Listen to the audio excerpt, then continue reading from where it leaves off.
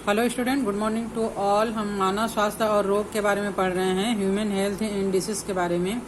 इस क्रम में हमने पिछले लेक्चर में इम्यूनिटी या इम्यून सिस्टम के बारे में पढ़ा कि किस प्रकार हमारी बॉडी जो है वो बाहर से अटैक करने वाले जीवों को पहचानती है और स्वयं ही इनका प्रतिरोध करके हमारे बॉडी की रक्षा करने में सक्षम होती है। तो आज हम सक्रिय और निष्क्रिय प्रतिरक्षा, एक्टिव एंड पैसिव इम्यूनिटी के बारे में जानेंगे।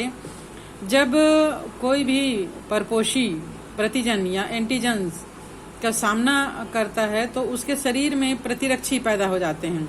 बाहर से जितने भी अटैक करने वाले जीव हैं, जीवाणु हैं, सूक्ष्म जीव है या कोई भी कारक हो, धूल के कण हो सकते हैं, पराग कण हो सकते हैं, जो हमारे बॉडी में अटैक करना चाहता है और हमारे बॉडी को नुकसान पहुंचाना चाहता है, तो उसके लिए हमारे बॉडी में एंटीबॉडीज जो है वो पैदा हो जाते हैं।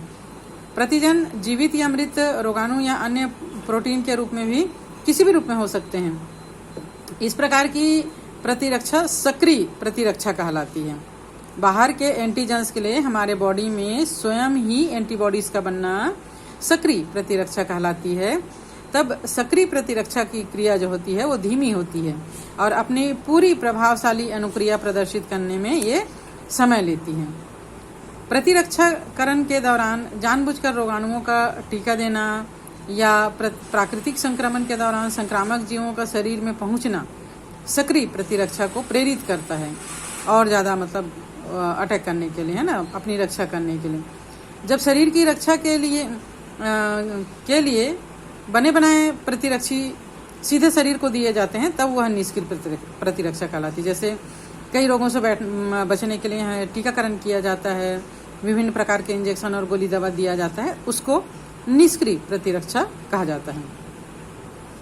जन्म लिए हुए शिशु के लिए माँ का दूध अति आवश्यक माना जाता है, इसलिए क्योंकि दुग्ध स्रावन के प्रारंभिक दिनों के दौरान माँ के द्वारा जो स्रावित दूध होता है, तरल, जिसे कि पीयूष या कोलेस्ट्रम कहा जाता है, इसमें प्रतिरक्षियों IgA की प्रचुर मात्रा होती है, जो कि शिशु की रक्षा करने के लिए आवश्यक होता है। शिशु को बाहर से अटैक करने वाले एंटीजनों से बचाने के लिए आवश्यक होता है। गर्भ के दौरान भ्रूण को अपरा के द्वारा माँ से एंटीबायोटिक मिलते रहता है और ये जो है वो निष्क्रिय प्रतिरक्षा के कुछ उदाहरण हैं। सगर्भता के दौरान विभिन्न प्रकार के मेडिसिन, इंजेक्शंस माँ को दिए जाते हैं, जो कि शिशु की रक्षा, माँ के साथ साथ शिशु की रक्षा के लिए आवश्यक होता है। टीकाकरण और प्रतिरक्षीकरण क्या है? Vaccination and immunization. Edward Jenner ने परीक्षण करके पाया कि ग्वाला, जो कि गायों के संपर्क में रहते हैं, उनको काउपॉक्स या चेचक है, वे चेचक के प्रतिरोधी हो जाते हैं, है ना। जो गाय काउपॉक्स या चेचक के रोग से पीड़ित हैं, उनके साथ रहने वाले जो ग्वाले हैं, जो उनको चराने वाले ग्वाले हैं, उनके अंदर चेचक के प्रतिरोध करने की क्षमता उत्पन्न हो जाती है, अर्थात उनको चेचक होने का खतरा बहुत कम रहता है। जब गाय का चेचक का फोड़ा से मवाद में कुछ द्रव मिलाकर एक अन्य आदमी के शरीर में सुई से इसको प्रवेश कराया गया, तो उस आदमी को भी चेचक रोगी के और उस आदमी को चेचक रोगी के संपर्क में रखा गया, तो उसे जो है वो, जिसे कि इंजेक्शन लगाया गया था, रोग का प्रतिरोधी पाया गया। कई वर्षों के बाद लुई पैस्चर ने अपने प्रयोगों के द्वारा दिखाया कि चेचक जैसे अनेक प्रकार के रोग विषाणु से उत्पन्न होते हैं। रोगाणुओं की अल्प मात्रा शरीर में अगर पहले से प्रवेश कर दिया जाए तो विभिन्न रोगों के प्रति बॉडी के अंदर प्रतिरक्षा पैदा करने की क्षमता आ जाती है। पास्चर ने इस क्रिया को टीका या वैक्सीन कहा। अगर कोई बड़ी बीमारी आने वाली है तो उसी बीमारी का थोड़ा सा मात्रा बॉडी के अंदर इंजेक्ट कराया जाता है, तो बॉडी में उसके खिलाफ एंटीबॉडी बन जाते हैं। हमने टी सेल्स और बी सेल्स के बारे में पिछले लेक्चर में पढ़ा था। तो टी सेल्स उसको पहचानती है और बी सेल्स उसके खिलाफ जो है वो एंटीबॉडीज बना लेती है, जो जब ज़्यादा मात्रा में उस रोग के कारक हमारे बॉडी के अंदर अटैक करते हैं तो वो उससे लड़ने में सक्षम होते हैं और वो रोग हमको प्रभावित नहीं कर पाता। इस क्रिया को टीकाकरण या वैक्सीन कहा गया। टीकाकरण में रोग जनक का एंटीजेनिक प्रोटीन या रोगजनक की अल्प मात्रा शरीर में प्रवेश करा दी जाती है। इन एंटीजन द्वारा प्राथमिक प्रतिरक्षा अनुक्रिया तथा मेमोरी बी और टी कोशिकाओं का निर्माण होता है। ये रक्षी अणु एक बार बन जाने के बाद कुछ समय तक शरीर में बने रहते हैं और उस अवधि में यदि उस रोग का कारक शरीर के अंदर प्रवेश करता है तो ये जो मेमोरी टी और बी कोशिकाएं हैं उनको पहचान लेते हैं और प्रचुर मात्रा में लिम्फोसाइट्स और एंटीबॉडीज का निर्माण बॉडी के अंदर करने लगते हैं और उस प्रवेश करने वाले रोगजनक कारक को मार देते हैं। इस विधि से हमारे शरीर में उत्पन्न किया गया रोधी क्षमता, प्रतिरक्षा और इसे पैदा करने की क्रिया जो है वो प्रतिरक्षीकरण कहलाता है। लुई पास्चर ने 1885 ईस्वी में रेबीज का टीका प्रचलित किया था। 1920 ईस्वी तक डिप्थीरिया, टाइफाइड, टेटनस, पोलियो, काली खांसी, इन सभी रोगों के खिलाफ टीके जो है वो उपलब्ध हो गए। पुनर्योगज डीएनए प्रौद्योगिकी के जीवाणु या खमीर इष्ट में रोगजनक की प्रतिजनी पॉलीपेप्टाइड का उत्पादन होने लगा है और इस विधि से टीके का उत्पादन भी बड़े पैमाने पे होने लगा है। डीएनए का पुनर्योजन करके मतलब इस प्रौद्योगिकी के द्वारा, इस टेक्नोलॉजी के द्वारा विभिन्न प्रकार के टीकों का निर्माण जो है वो होने लगा है। इसलिए प्रतिरक्षीकरण हेतु उन टीकों की उपलब्धता खूब बढ़ी है, जैसे कि खमीर में बनने वाला यकृत शोध बी का टीका। तो पहले यकृत शोध बी हो जाता था तो उसका उपचार करना मुश्किल होता था, अब इस टीका के द्वारा इससे बचा जा सकता है या इसका इलाज किया जा सकता है। सेकंड आता है एलर्जी। एलर्जी क्या होता है? कभी कभी हमारे त्वचा में विभिन्न प्रकार की प्रतिक्रियाएं होने लगती है, जैसे भूरे शरीर की त्वचा लाल हो जाना, है ना, मतलब पूरे शरीर पर खुजली होना, बार बार छींक आना, आंखों से पानी गिरना, त्वचा पर लाल लाल चकत्ते का हो जाना, ये सभी जो है वो एलर्जी के लक्षण कहलाते हैं। और एलर्जी का कारण जो है वो अलग अलग व्यक्ति के लिए अलग अलग होता है। किसी को किसी विशिष्ट प्रकार के भोजन से एलर्जी होता है, किसी को धूल के कण से, किसी को खुशबू से, किसी को प्रकाश से, किसी को पौधे के परागकण से। ये अलग अलग व्यक्ति के इम्यून सिस्टम पर डिपेंड करता है कि उसको किस चीज़ के एलर्जी है। इन सभी को हम असंक्राम्य प्रतिक्रिया कहते हैं। प्रत्येक प्रतिक्रिया जो है वो एक एलर्जी का ही उदाहरण है। एलर्जी उत्पादक पदार्थ दुर्बल एंटीजेंस हैं और इन्हें एल्जेंस कहा जाता है। एलर्जी में हमारी बॉडी का जो ऊतक होता है वो फूलकर लाल रंग का हो जाता है और खुजली शुरू हो जाती है। एंटीबॉडी एजीई के भारी श्रृंखला में मौजूद स्थिर भाग में उपस्थित ग्राही ऊतक के मास्ट कोशिका के ग्राही से बंधन बना लेता है।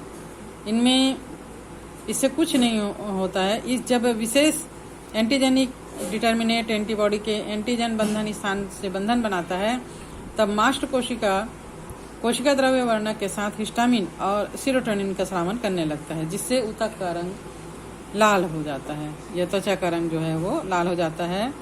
जहाँ पर और खुजली होती है, खुजलाने से वो भाग जो है वो फूल जाता है। प्रतिहिस्टामिन, एड्रेनालिन और स्टेरॉइड जैसी औषधियों के प्रयोग से एलर्जी का लक्षण जो है वो जल्दी घट जाता है। दवाइयों को लेने से एलर्जी का जो असर है वो धीरे धीरे कम होने लगता है। लेकिन आधुनिक जीवन शैली के कारण लोगों में प्रतिरक्षा प्रणाली जो है वो घटी है। हमारा जो खान पान है, हमारा जो रहन सहन है, वो हमारे बॉडी के अंदर जो इम्यून सिस्टम है उसको कम कर रहा है और हमारे बॉडी के अंदर जो प्रतिरक्षा तंत्र है उसको कमज़ोर कर रहा है। और एलर्जन के प्रति जो हमारे बॉडी के अंदर एलर्जी फैलाते हैं उसकी संवेदनशीलता हमारी बॉडी के अंदर बढ़ गई है। हमको बहुत जल्दी एलर्जी होने लग जाती है। भारतवर्ष के महानगर के अधिकांश बच्चे पर्यावरण के प्रति संवेदनशीलता के कारण एलर्जी और दमा, अस्थमा से पीड़ित रहते हैं।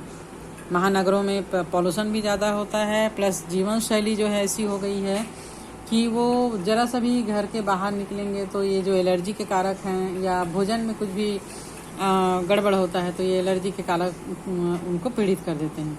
इस कारण बच्चों के प्रारंभिक जीवन काल में उनको बहुत ही सेफ एटमॉस्फेयर में रखना पड़ता है। ऑटो इम्यूनिटी या स्व प्रतिरक्षा क्या होता है? उच्चतर कशेरुकी खास करके मनुष्य में विकसित स्मृति आधारित उपार्जित प्रतिरक्षा, जैसे कि हमने देखा कि टी और बी सेल जो है वो स्मरण रखते हैं कि किस प्रकार के रोगों ने अटैक किया है, अपनी कोशिकाओं और विजातीय जीवों जैसे रोगाणु के बीच का भेद करने की क्षमता पर आधारित होता है ना, जो 2 उप सिद्धांतों पर आधारित है। पहला, उच्चतर कशेरुकी विजातीय अणु और विजातीय जीवों को पहचान लेते हैं। प्रयोगात्मक प्रतिरक्षा विज्ञान इस संबंध में जानकारी देता है। दूसरा, कभी कभी अनुवांशिक और अज्ञात कारणों से शरीर अपनी ही कोशिकाओं पर हमला कर देता है, जिससे शरीर को क्षति पहुंचती है, और यह प्रतिरक्षा रोग स्व प्रतिरक्षा रोग कहलाता है। हमारे समाज में बहुत से लोग आमवाती संधि शोध, रूमेटोयाड आर्थराइटिस से प्रभावित है, जो कि एक स्व प्रतिरक्षा रोग भी है। शरीर में प्रतिरक्षा तंत्र या immune system in the body की बात करें तो मानव प्रतिरक्षा तंत्र में लसिकाभ अंग, लसिका को बनाने वाले जो अंग हैं, है ना, और ऊतक, कोशिकाएं, घुलनशील अणु, ये सब शामिल हैं।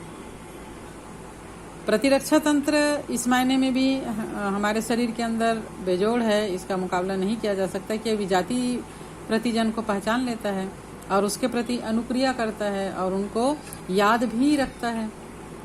प्रतिरक्षा तंत्र एलर्जी प्रतिक्रियाओं, स्व प्रतिरक्षा रोग और अंग प्रत्यारोपण में भी बहुत ही महत्वपूर्ण भूमिका निभाता है। लसिकाभ अंग के बारे में बात करें तो ये वे अंग हैं जिनमें लसिकाणुओं की उत्पत्ति, परिपक्वन और प्रचुरोद्भवन होता है ना, मतलब वहाँ पर लसिकाणु बनते हैं, वो परिपक्व होते हैं और फिर से डिवाइड होकर ये दूसरे लसिकाणु को उत्पन्न करने के लिए तैयार होते हैं। साथ ही रोगों से लड़ने के लिए ये सक्षम हो जाते हैं।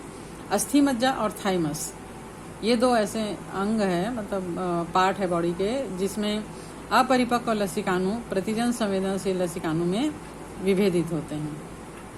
परिपक्वन के बाद लसिकाणु प्लीहा यानी स्प्लीन, लसिका ग्रंथि, टॉन्सिल्स, छोटी आंत के पेयर पैच और परिशेषिका अपेंडिक्स जैसे ऑर्गन्स में चले जाते हैं।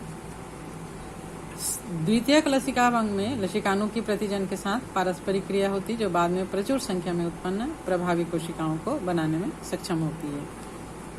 अस्थि मज्जा एक प्रमुख लसिकाभ अंग है, जहाँ पर लसिकाणु सहित सभी रुधिर कोशिकाएं, आरबीसी, डब्ल्यूबीसी, है ना, श्वेत रक्त कणिकाएं, ये सब बनती हैं। थाइमस एक सपाली लोब्ड अंग है जो हृदय के पास स्टर्नम के नीचे, उरोस्थी के नीचे स्थित रहता है। जन्म के समय थाइमस काफी बड़ा होता है, लेकिन जैसे जैसे उम्र बढ़ते जाती है इसका आकार जो है वो छोटा होते जाता है और यौनावस्था आने पर यह बहुत ही छोटे आकार का रह जाता है। इसीलिए बच्चों में इम्यून सिस्टम जो है, क्योंकि बच्चों में रोग बहुत जल्दी अटैक करते हैं, इसलिए उनके इम्यून सिस्टम को बढ़ाने के लिए थाइमस ग्रंथि जो है वो काफी बड़ा होता है। मे भी अस्थि मज्जा और थाइमस दोनों में टी लसिकाणु के परिवर्धन और परिपक्वन के लिए सूक्ष्म पर्यावरण ये उपलब्ध कराते हैं। प्लीहा सेम के आकार का एक बड़ा अंग है जो कि किडनी के पास होता है। इसमें मुख्य रूप से लसिकाणु और भक्षकाणु होते हैं। ये रुधिर में पैदा होने वाले सूक्ष्म जीव को फांस कर रुधिर निस्यंदक फिल्टर के रूप में काम करते हैं। प्लीहा में लाल रक्त कणिकाओं का भंडार पाया जाता है और साथ ही साथ ये जो है वो जो मरे हुए लाल रक्त कणिकाएं हैं उसको साफ करने का भी, सफाई करने का भी काम करते हैं। लसिका ग्रंथियां छोटी ठोस संरचनाएं होती है जो लसिका तंत्र पर भिन्न भिन्न स्थलों पर होता है। सूक्ष्म जीव या दूसरे प्रतिजन जो लसिका और ऊतक तरल में आ जाते हैं, लसिका ग्रंथि उनको फांस लेती है और इन ग्रंथियों में फंसे एंटीजन और वहां मौजूद जो लसिकाणु होते हैं उसके सक्रियता के कारण प्रतिरक्षा करने में ये उत्तरदायी होते हैं। हमारे बॉडी के प्रमुख पथ जैसे कि श्वसन अंग है, पाचन है, जनन मूत्र पथ है, इनके अस्तर ये लेयर के पीछे लसिकाव ऊतक होते हैं जो श्लेष्म संबंध लसिकाव ऊतक कहलाते हैं और श्लेष्मा के थ्रू बाहर से अटैक करने वाले एंटीजनों को ये रोकने का काम करते हैं। ये मानव शरीर के लसिकाव ऊतक का लगभग 50% भाग होते हैं। तो आज के लिए इतना ही। नेक्स्ट डे हम पढ़ेंगे एड्स के बारे में।